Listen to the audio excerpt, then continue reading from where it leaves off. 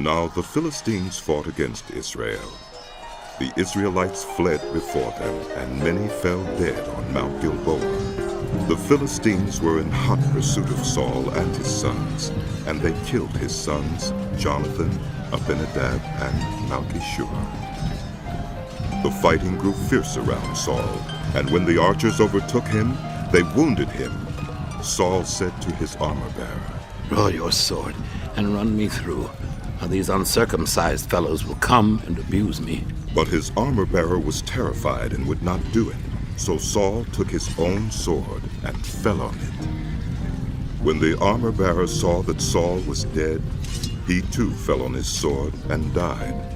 So Saul and his 3 sons died, and all his house died together.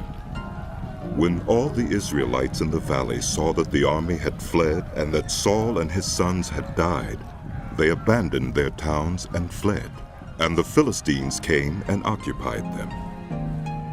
The next day, when the Philistines came to strip the dead, they found Saul and his sons fallen on Mount Gilboa.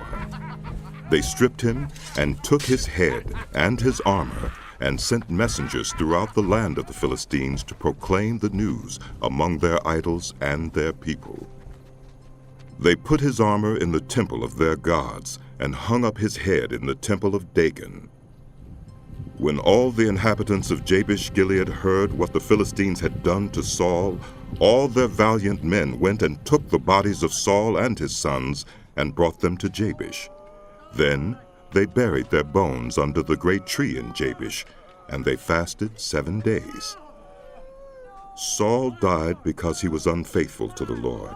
He did not keep the word of the Lord, and even consulted a medium for guidance, and did not inquire of the Lord. So the Lord put him to death and turned the kingdom over to David, son of Jesse.